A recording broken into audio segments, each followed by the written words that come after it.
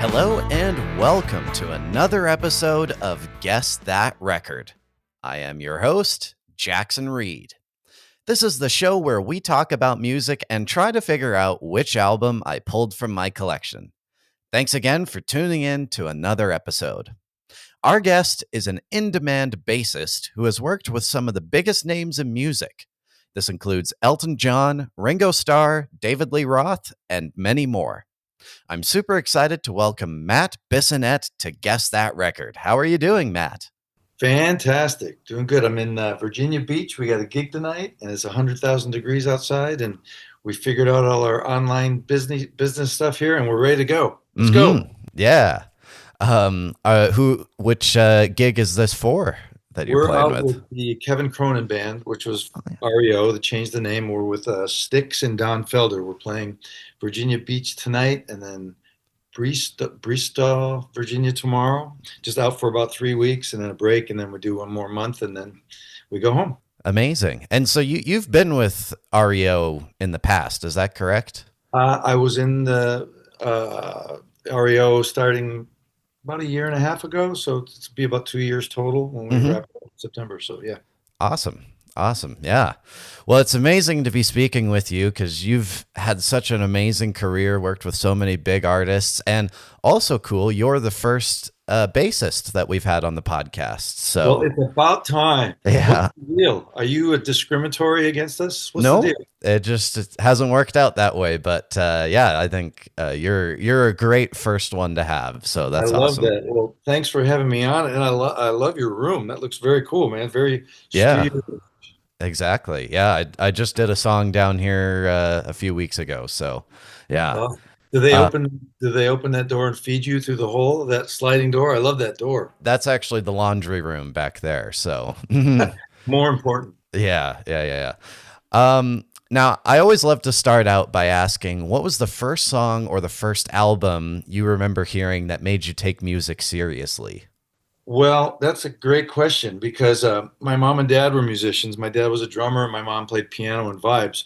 So they were playing music from the womb pretty much for me. So it was mostly like Stan Kenton jazz stuff, Maynard Ferguson, Dave Brubeck, stuff like that. Jazz was instantly probably one of the first things I heard because that's what they were listening to. But then, of course, the Beatles came along and that changed everything in the direction. And so I remember probably the first Beatles song, "I Want to Hold Your Hand." So besides "Take Five" from Dave Brubeck was probably one of the first songs I've probably ever heard before I even knew what it was. And then "I Want to Hold Your Hand" is probably the first song I identified as a song. So yeah. Mm-hmm. Yeah. And it is, of course, like when you speak with people who grew up in the 60s, like, it's very common that, like, oh, I saw the Beatles on Ed Sullivan and that's why I got into music. And it's funny because the Beatles are why I got into music, even though it was, quite a few years later. So it's Right. very Well, powerful. it was such a crazy time then because I was born in 61. So by 67, I kind of was old enough to understand music and stuff. And my dad took us to see the Beatles. I think in 66, we saw them in Detroit at Olympia Stadium. And music is so different back then. I mean, on the AM radio, everything, all different styles were playing. And music was just so diverse back then that you could hear every style on the AM radio. So Mhm. way different now. Everything's programmed and it is what it is, but what a great time to grow up. So Yeah, for sure. And, of course, you mentioned you grew up in a musical family. Obviously, your brother Greg's a drummer. And I was kind of curious how you ended up playing bass because I feel like the cliche story is always like, you started out as a guitar player and then the band you joined needed a bass player. And then that's right. how you it is, ended up there. But what was your story? it is funny how that usually is the story. I mean, mine's probably not that far off out of ignorance on my part. I was kind of holding out on music because my brother was he was walking around the house playing drumsticks on the dinner table and stuff, and my dad was a drummer. He's like egging him on, and all they talked about was music. And I was really into sports growing up in Detroit. I loved all the Detroit sports teams, so I kind of put up a fight. I didn't really want to like music that much until I started going down in the basement and listening on our Capehart stereo with headphones on, started listening to bands like Rush and Chicago and different bands. And I'd have a tennis racket that I would play, just do this on, which was guitar or bass. So kind of did that for a while. And then my dad, kind of mom and dad were talking to me about you should play bass because that works great with I had no idea what a bass even was because I was like 12 years old and didn't really have that much musical interest. My brother was always prodding me to play, but I did put up a big fight. Anyway, one day he said, "Hey, go get the groceries out of the car and bring them in." So I went in there and there's this guitar case and an amp in the back seat of his in the trunk of the car. And so I'm going, oh, okay. And so we immediately took it downstairs and plugged it in, and we played Smoke on the Water for about 5 hours, me and Greg, just over and over. The first thing I did was I hit it and I go, this doesn't sound like a guitar. It doesn't go boom, boom, boom, boom, boom. Greg goes, no, that's not you. You're the guy that goes, dumb guy, dumb guy, dumb guy, dumb guy, dumb guy. And I was like, oh, that's what the bass does. So, we just jammed for like 5 hours and I fell in love with it. I did my first bass lesson in Detroit from a guy named Joe Sloan. And he was a guitar player and he would just sit me in the room and he was a guitar player and I could tell he was smoking pot because his eyes were kind of a little bit crazy. And he just goes, I don't want to just show you bass notes from the book. Let's just jam. So he showed me Midnight Hour. Boom, boom, boom, doo, doo, doo, doo, doo. So we played that for an hour and I was just looking at him and he was singing and playing. And then I got it. That hour changed my life because it was like he was smart enough to immediately not just teach me theory, but get into playing a song, and that was Mhm. big deal for me because I kind of needed to have that. I didn't really want to look in books and learn right to read right away, which came later. But Joe Sloan was a great bass teacher. So yeah, I'm one of the guys that probably thought I was playing guitar. Right. Yeah. Yeah. And then, of course, you start to move, or I guess what made you decide to pursue professionally, I guess? Well, back then in Detroit, it was my dad was working every weekend, 2 or 3 gigs a week, playing uh, weddings and parties and stuff. And my brother was doing it then, and he was making $50 a night. So it was then, which is a lot of money back then. So my dad, within the first week I had my bass, he goes, "You can. I'm going to buy you a tuxedo, and if you want to do this, it's $50 a night. We'll have you play with us." And you just start. And I'm going, Dad, I've only been playing a week. What do I do? He goes, well, the best advice I've ever heard in my life. My dad said, because it was with an accordion player, my dad on drums, and me. I go, what do I do? He goes, just we'll plug you in. You just listen to what Harry, the accordion player, is going to play, and just try and make music with us. And the most important thing is that when I point to you, go to the bar and get me a beer. That was it. So he's like, okay. So I'm on this gig. I'm 12 years old. I have no idea what I'm doing. And we're playing jazz songs and I'm just muffling around. But I was kind of getting better, and we were working twice a week for like a year. And the thing with Detroit at the time, there wasn't that many bass players, so it immediately got out that there's this young kid plays bass, hire him. And so my mom and dad would drive me to gigs and with different people, and it just kind of turned into different things. And then when I got into the band at school, I started reading, so that opened up a lot of things. So by the time I was like 15 years old, um, I was doing all these gigs in Detroit with the big bands in the city, which were really good bands. And then when I got my license, the first day I got my license, turned 16, I got hired to drive to Chicago by myself the day I got my license in Detroit. I drove to Chicago, which was like 5 hours by myself with my stuff. And I played with the Kingston Trio, the Ink Spots, and the Four Platters, Mm. which were like big bands at the time. And I would go there, I would read their charts, and then drive home the next day. So I'm thinking about my mom and dad just putting me in my car and saying, here you go. And I'm thinking about my son now, who's 28. At 16, I would never even let him get in his car without me. Yeah. So it was kind of trial by fire, but we didn't know any better back then. We just kind of jumped into these situations. So it was kind of a baptism by fire thing just learning it, and then things just kind of led to other things, and which has been going on since, and I'm 64 and it's still happening. You Yeah. know? Yeah. This episode of Guess That Record is sponsored by Marvel Marketing. Marvel Marketing is an award winning digital marketing company headquartered in Calgary, Alberta, Canada. Working with clients in different industries from all over North America, including Canada, the United States, and Mexico. Marvel Marketing services include website design and development, website maintenance, search engine optimization, public relations services, and social media management, amongst others. To find out more, visit marvelmarketing.ca. This episode of Guess That Record is sponsored by Guitar Works. One of Canada's top independent music stores for over 30 years, Guitar Works carries a huge selection of musical instruments from the biggest brands in music, including Gibson, Fender, Martin, Yamaha, and Paul Reed Smith. Visit any of their 2 Calgary locations or shop online at guitarworks.ca and join the Guitar Perks program to earn money back with every purchase. Guitar Works, your total guitar store. This episode of Guess That Record is also sponsored by Recordland, home to the largest selection of music in Canada. Buy, sell, and trade tapes, CDs, and vinyl. Located in Calgary's Inglewood neighborhood on 9th Avenue Southeast, visit them in person or on Instagram at Recordland Calgary.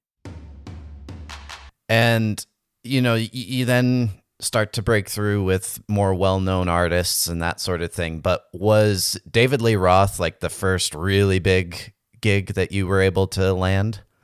Well, I mean, I guess it's perception, whatever big is or whatever. I mean, I got in Maynard Ferguson's band, 1981, right out of college. I was in college for a couple of years, and jazz was what we were all doing at North Texas. So that was like an amazing gig. So for me, that was kind of like the lottery gig. So I did that for 2 years, and that was like learning a lot with that, and just traveling and doing all that stuff. And moved to LA and started playing with a bunch of different bands. Had my own band. And I got a gig with Sheena Easton, so I was doing that. Was kind of the gig I had before Dave called. So when Dave's gig happened, I left Sheena's thing, which was completely different style of music and a whole different thing. And then jumping into Dave's band was like another baptism by fire. Okay, this is, here you go, 20,000 people, rock and roll, do your thing. And it was pretty humbling. It was pretty big at the time to just jump into something like that. And thank God my brother was on it, and Steve I and Brett Tuggle were on it, and they were really cool. And they kind of helped me adapt to that crazy situation. For sure. And I have to imagine, like, the music is complex. Of course, like, Michael Anthony is a great bass player on a lot of those Van Halen songs, and very high backing vocals as well. Like, it must have been a very physically demanding show to play. It was, man, and I love Michael Anthony, and I love his bass parts, and I love his vocals for Van Halen. I mean, that's the sound for me, is his voice with Dave. And then I had to take Billy Sheen's place, who's like the monster bass player. So that was intimidating, trying to figure that out. But it taught me a lesson to just, no matter what you're doing, you just do what you do, because you can't just fake something that Billy's playing, and I can't sing like Michael Anthony either. I mean, I can try to get up there and do that stuff, but there's certain things that stay in your lane kind of moments. So it was very humbling, but it set me on a path of just kind of going, okay, I just try to be able to do any gig that comes up. There's no reason, if I work hard and learn the music, that I won't fall on my face too much. But yeah. Yeah. Yeah. And it was interesting because I went and I found a video from the Skyscraper tour, Oh, just to kind of see what it looked like and all that. And I was kind of curious because there's one part in the show where like the whole band starts playing steel drums, and I was wondering what was up with that. well, that's Dave being Dave, just trying to do anything he could to be out of the box. He just loves every kind of music there is. So he got I think he got a steel drum at his house or something and was jamming by himself. And then, of course, Greg's like, I think Greg kind of pushed that. We can put that in the show. And yeah, we started doing that. And then we, like Dave just would snap his fingers and there'd be like a whole steel drum thing for everyone to play. So we had to figure out this arrangement. I think Steve kind of put it together. I was playing the bass steel drum and Dave was playing the melody and then it would kind of just go to another heavy song after that. So yeah, it was fun. So I think I just saw that the other day. Greg sent that to me and we were cracking up about that and how crazy that was that you would do that in a show, where the Dave show, it's just like, and also he would do the boxing ring and the surfboard. He's an entertainer, he's still doing it. So Yep. pretty much. Absolutely. Yeah. And then, another major gig for you. Of course, we were just talking about the Beatles earlier, but you've worked with Ringo Starr before. Of course, Greg is still working with Ringo a fair amount. And I was wondering how that sort of ended up coming your way. I think Greg was in a session working for Mark Hudson, who was producing a Aerosmith record or something, and Greg played something, or I can't remember what, but he started talking to Greg, and at that time, Ringo had a band called Ringo and the Roundheads that would be his. He would record an album, then he would do the TV shows with that band, and so Mark asked Greg and I to do it. They had done it a couple. They'd use different guys all the time, and then he asked us to do it. So it kind of fell in our lap. And I just remember Ringo, meeting Ringo the first time and just feeling intimidated, like going in for the handshake, and he gives you a hug. He goes, "I only give hugs." It was just like, okay, we're in with Ringo. So we did a couple. We did some shows in New York, and we did all the TV shows, the Jay Leno's and Letterman and stuff like that. And then it turned into Greg joined them as the all-star in the all-star band. He's been there forever. I get to record with Ringo all the time at his house when he does a record. So the last record I just played on was really great for me because you drive to his house and then you bring your basses in, you set up, and sometimes he's moving around, not really being in the session that much. It's kind of like you play bass and say hi and then leave. Bruce, our friend Bruce Sugar, is the engineer. And this last time, Barbara's walking around the house in the pool, just like talking, say hi to her. And then Ringo sits right next to me and he goes, "I'm going to join you on this one." So for like 2 hours, I'm doing this bass part and it's like, probably 10 minutes total of playing. And I had like an hour and a half, just Ringo's sitting right next to me and he's looking at me and I'm going, well, this is digging for gold time. So I just asked him every question that came to my mind, and he was answering every question, talking to me about where they're hanging out in their hotel rooms before a show. We talked about Detroit, the show that I saw him. And when I first got in this band, I just didn't want to ask him those questions because everyone's peppering him with Beatle questions, and I just didn't want to be that guy. But he gave me an open door. He gave me like an hour of time, and it was amazing. I'll never forget it. I wish I had a tape recorder, but then I'd probably be in jail for recording a Beatle. So that wouldn't be good either. Yeah. Yeah. And it's interesting because like I've interviewed people who have worked with Paul McCartney. I've interviewed people who've worked with George Harrison, and I think like kind of the like the common thread that I sort of seem to notice is that like these guys are pretty normal. Like they're not, despite the fame and all the craziness surrounding them, they once you're working with them or talking with them, they're just like any other guy. But like did you ever have a moment with Ringo? I guess maybe that conversation where it just really clicked for you, like, wow, I'm talking to a Beatle right now. Several times like that, and it's kind of like the same thing with Elton. When I work with Elton, it's kind of like you it's one of those things that you kind of go, it could go either way. You dream about playing with certain people, and then sometimes you get there and they're not as cool as you thought they were going to be, or it's just not a good fit or whatever. I mean, I haven't had that happen. I mean, they always say you don't really ever want to play in a band with your heroes because you might get disappointed.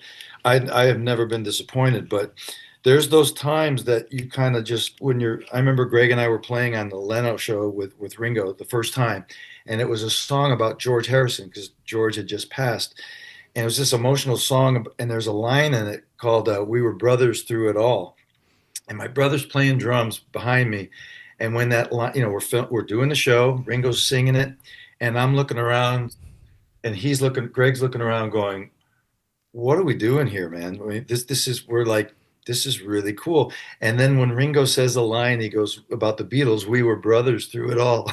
I look back at my brother, and my brother's got tears coming down his eyes, and we're just going, "Oh man, this like if we died right now, it would be good." Um, and there's a couple moments that I can kind of remember.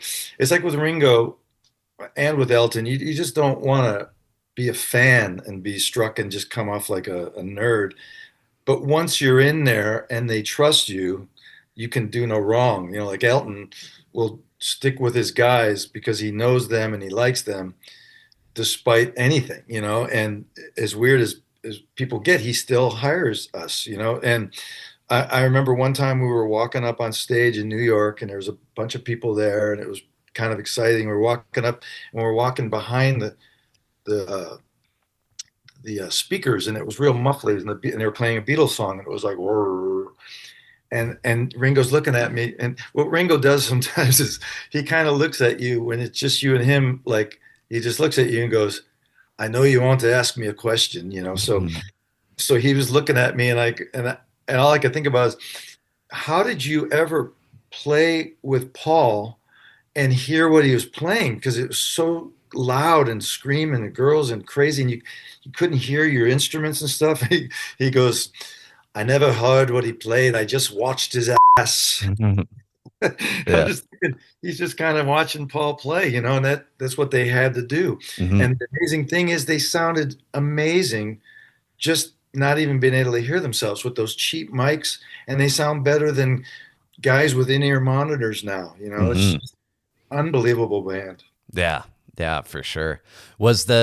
Since you were actually at that show, or like you actually got to see them live, was the screaming as bad Oh yeah, as? man. I didn't hear one note. Hmm. All I heard was screaming. All I remember, because I was a little kid, I remember seeing cigarette butts all over the place and just this mid-range scream. And the only thing I heard that they played was when Paul sat down and played Yesterday on the acoustic guitar, because it Really? got soft for a second. Yeah. And then halfway through that song, it went back to the crazy level. So I wish I could say I heard them really well, but all I heard was screaming girls, and I was screaming my brains out too. So yeah, whatever. Yeah. Yeah, that's awesome.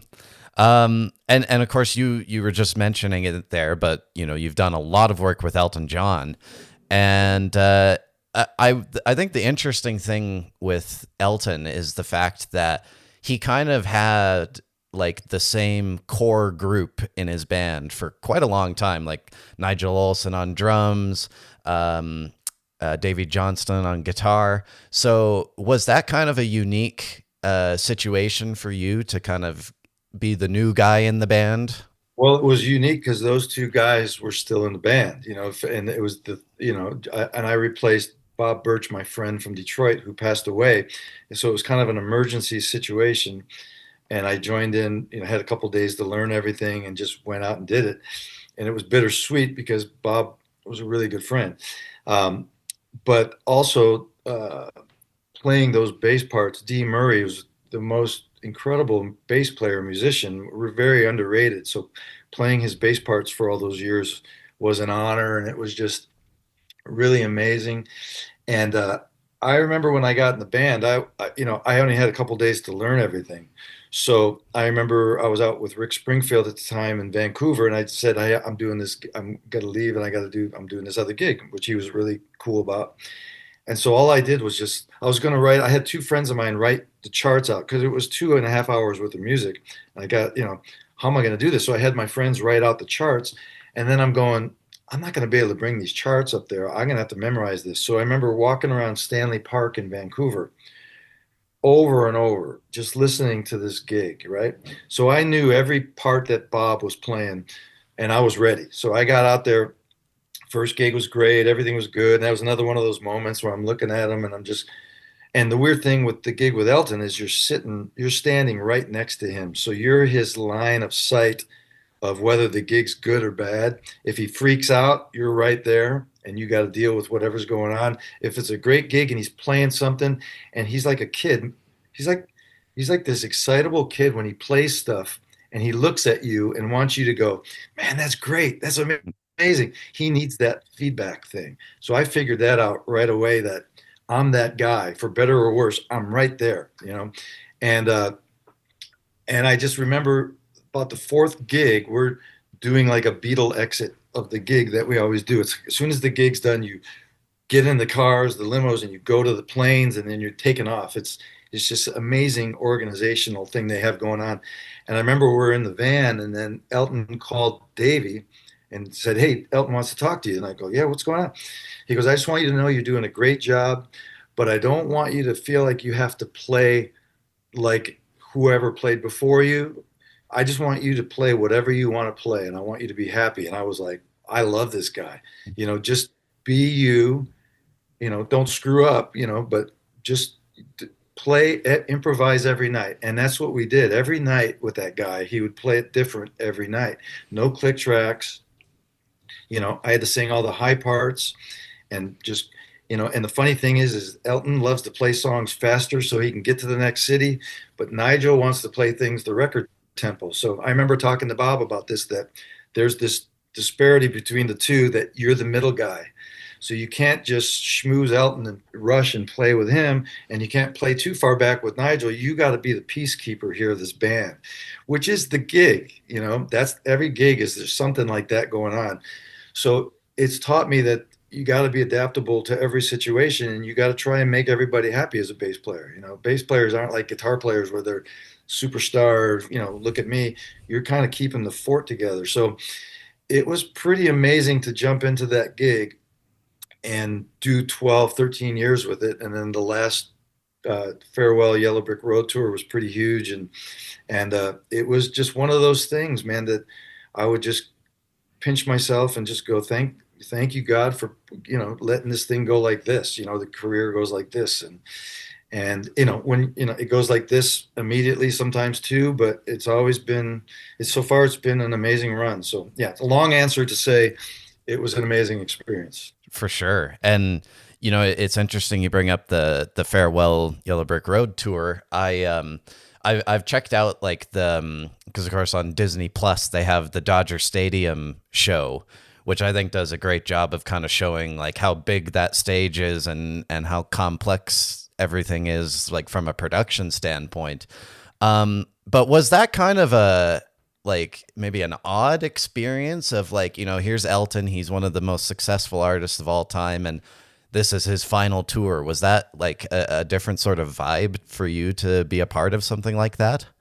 I mean, it was sad in a lot of ways, but I think that Elton went out the way that he wanted to go out in that capacity, and that's huge. That whole tour was huge, and we did that tour right after COVID. We finished it up, and we did a lot of shows. So I think he went out on his terms, which was great.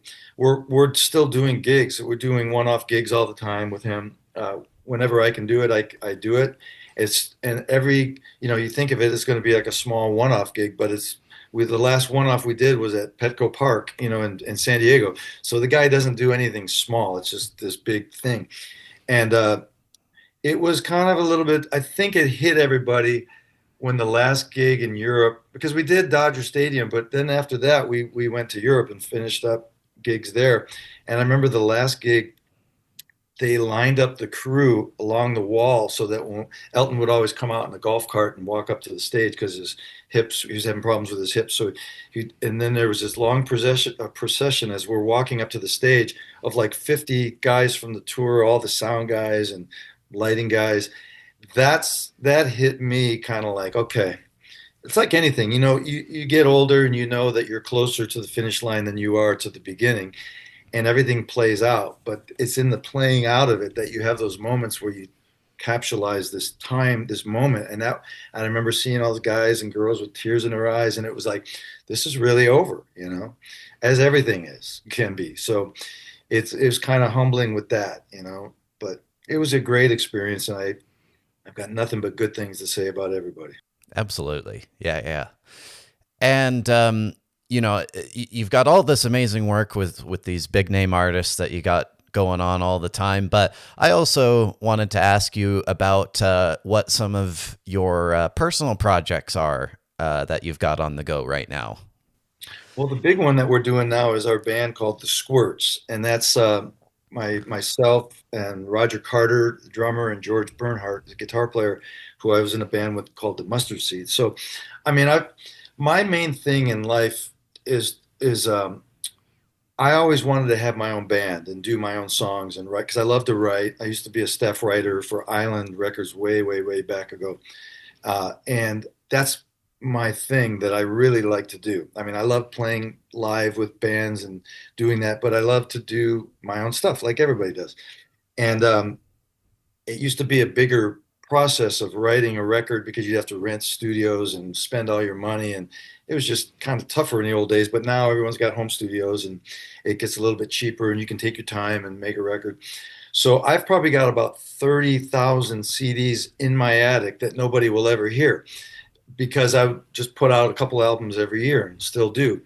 And and even the fact that nobody will ever hear those, it's kind of like the thing like if I would retire right now, I would never I would never retire because I'm doing something I love to do. It's like music is like playing in a sandbox. So why would I ever retire? So, but I do know that if I don't have purpose in my life, I can get pretty batty pretty fast. Like if I was just to retire and play golf, I'd probably end up jumping off a cliff or something. So I need to have something that I'm writing to look forward to. So we have three Squirt CDs that we've done, and this is the first one we've done for about 20 years. We used to open up for Rick Springfield because we were all playing in Rick Springfield's band, and then we would play as the Squirts.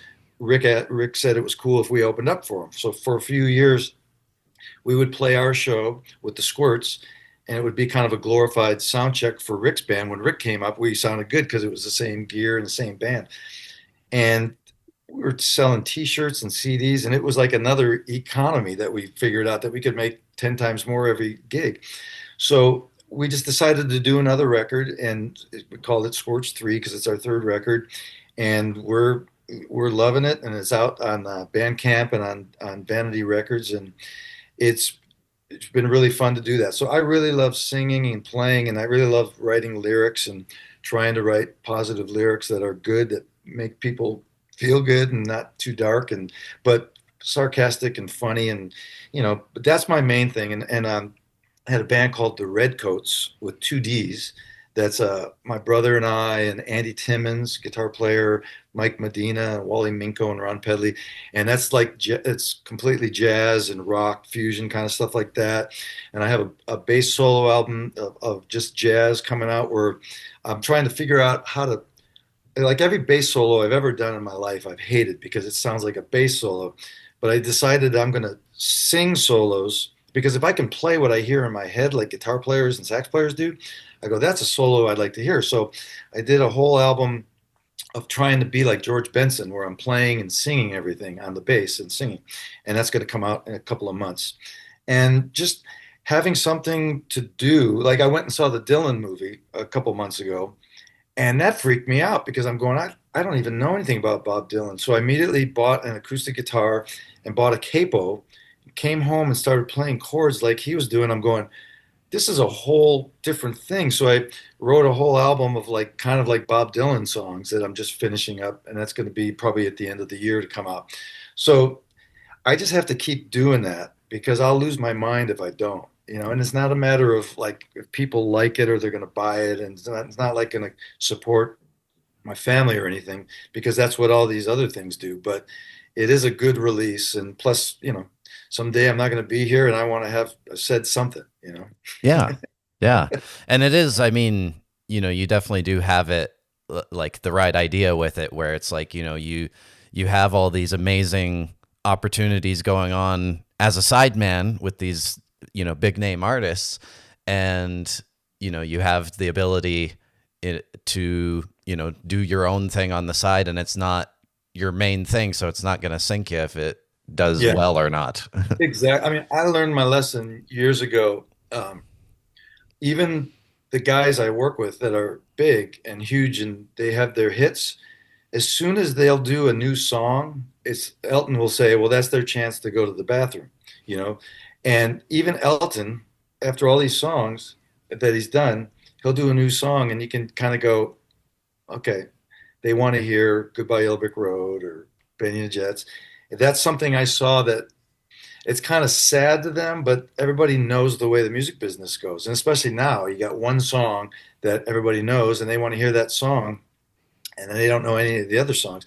So I've realized that even with the superstars, that no matter what, if I put out a song or whatever, you're not going to break water, you're not going to change the world, but you did it, and the people, it's kind of like an audience of one. I have a song on one of my records called Audience of One, and for me, if I write a song and I can look up to God and say, if you like this, that's all that matters to me, because if I'm doing something, it's like the way I try to live my life. It's like I don't want to do everything that everybody else does.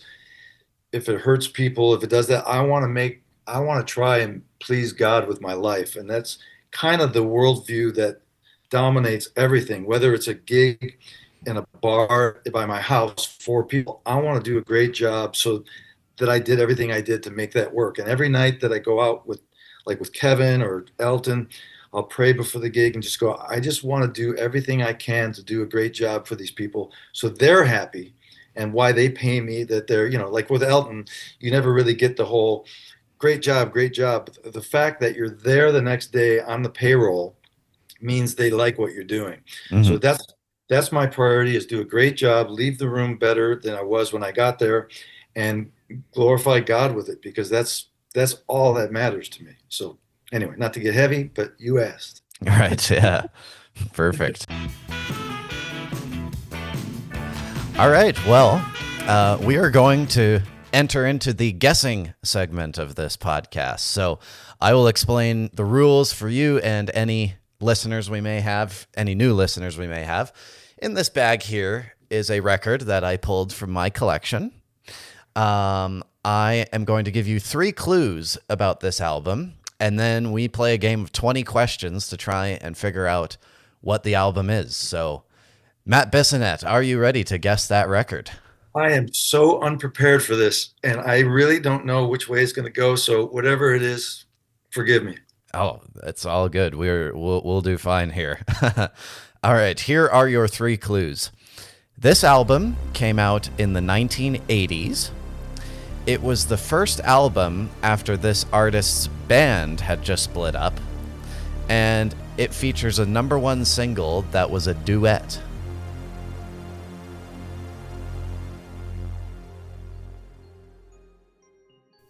Question 1. Could it be Peter Cetera? No. Question 2. So it was a band in the 80s. They broke up.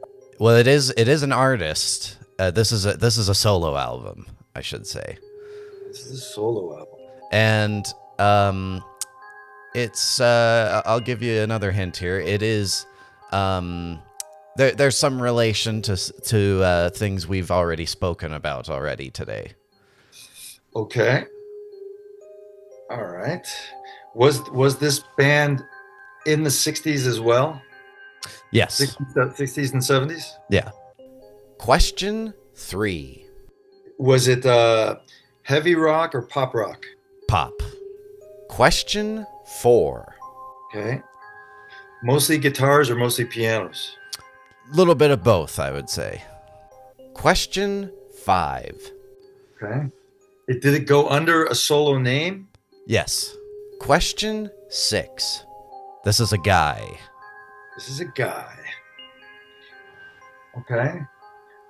Let's see. I should probably try and get the band that he was in, so it'll make it clear. It's not Chicago. No. Question 7. And this is a duet with a woman. With a man. Oh, it's a duet with a man. Yeah. There's 2 men singing a duet. Yeah. Question 8. I'm making it more difficult than it is, ain't I? Here's a good hint for you. Ringo plays on this album. It's not Jeff Lynne, is it? No. Question 9. Is this person still alive? Yep. Question 10. Do I know this person? Um, Maybe. I'm not sure if you guys have worked together or not, but question 11.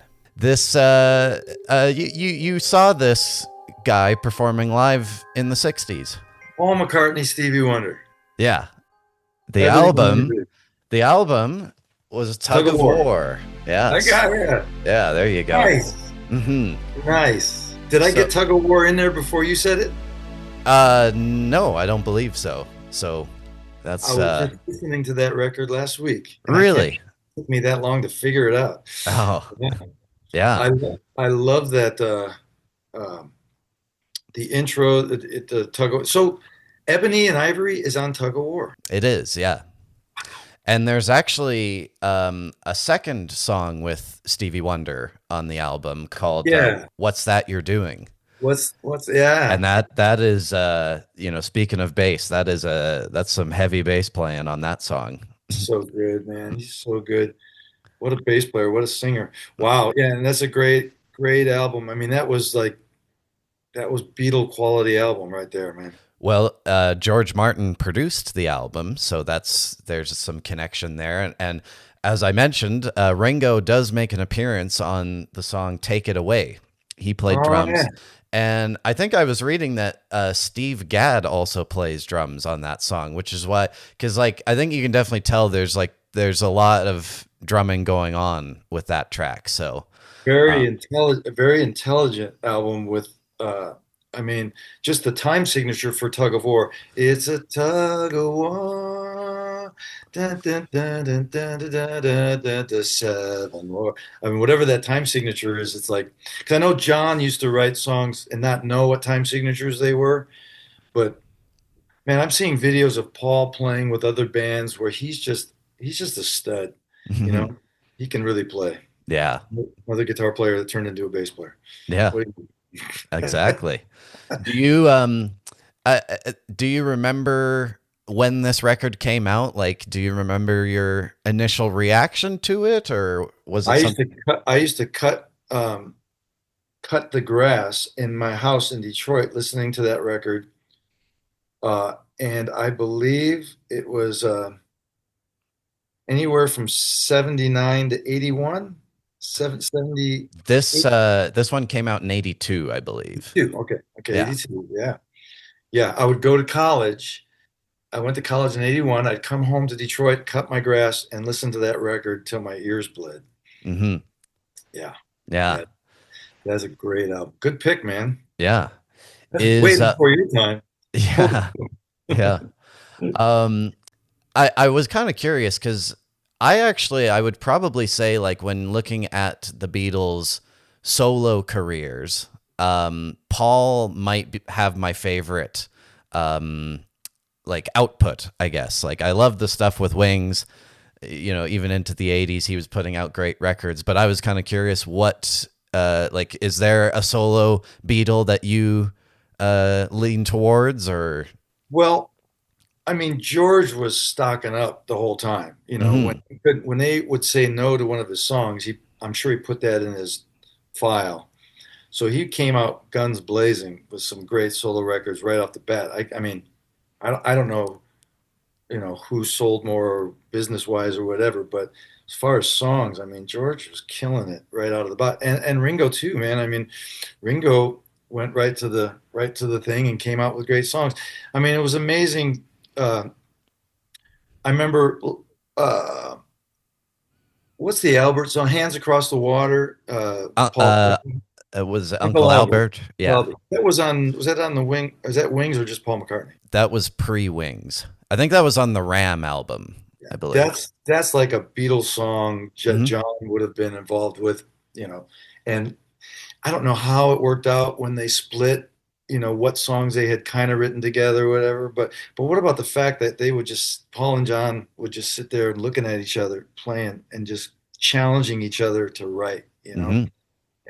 Just it's like the amount of work they did in a short amount of time is unbelievable. But I think they all did pretty good solo. I mean, I mean, There's not too many cheeseball songs in there.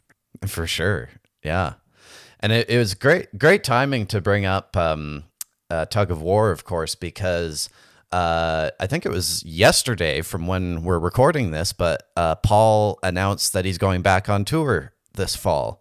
So it was kind of good timing for that. And I have friends in Paul's band. I interviewed the Hot City Horns, who are his horn section. Wow. Yeah. And they are cool guys, so shout out to them. But I was sort of curious, have you, besides Ringo, have you met or worked with any other Beatles? No, I haven't. But we played Glastonbury with Elton, one of our last shows of the farewell tour, and Paul was there, and he was standing up behind me, and I saw a picture of Paul filming me on his phone. But of course, we were wearing these crazy clothes that we wore just for that gig. So I don't know whether he was laughing at my clothes or he was actually watching me. But that was as close as I've ever got to Paul. Yeah. Right. So yeah. But I have Awesome. seen him play. Saw him play at Dodger Stadium, and what can you say? He's Yeah. Paul. Yeah. But yeah. I Sorry. saw him. I got to see his show in Spokane, Washington, of all places, a couple of years ago. So I'm very glad that I had the chance to see him. And I mean, the cool thing for you, he's seen you play, so that's not bad. Yeah, I showed him a thing or two. Uh, Yeah. but yeah, what a band he has, man. I mean, Abe and all those guys are just that's that's the way to play those songs. Just I love the way that Abe just plays them and sings them, and it's just energetic and no lounge stuff there. It's Hmm. great. So Yeah, and I mean, Paul is like, it's amazing how many instruments he plays per show. He's on bass, he's on guitar, he's on piano, ukulele, like. why not, man? If you can Hmm. play it, why not? It's just great, man. So the Beatles. Hmm. Yeah, absolutely. All right, Matt. Well, we have reached the end of the interview. I want to thank you for taking the time to appear on the podcast. It was great to speak with you, and good luck tonight with Kevin Cronin. Thank you. You do a great job, man. Thanks for. I hope I didn't wait. I hope I didn't take too long to answer that question. Oh, Sometimes my brain doesn't get going until after 4 o'clock. But what a great time, man. Great to meet you, buddy. absolutely. Thanks for tuning in to another episode of Guess That Record. Make sure to leave a 5-star review wherever you listen and tell your friends to check us out. I also want to shout out our radio partners currently airing Guess That Record as a syndicated show: CKMS in Kitchener, Ontario, CKXU in Lethbridge, Alberta, and South Devon Sound in Kingsbridge, UK. So if you're in those markets, be sure to check those stations out to hear the show. If you're with a radio station and you'd be interested in adding Guess That Record to your programming, send us an email to guessthatrecordpodcast@gmail.com. We'd also appreciate it if you follow us on Instagram and TikTok, where our username on both platforms is at Guess That Record. And lastly, subscribe to our YouTube channel to see the video versions of these amazing interviews. Remember to keep rocking, and we'll see you on the next episode of Guess That Record.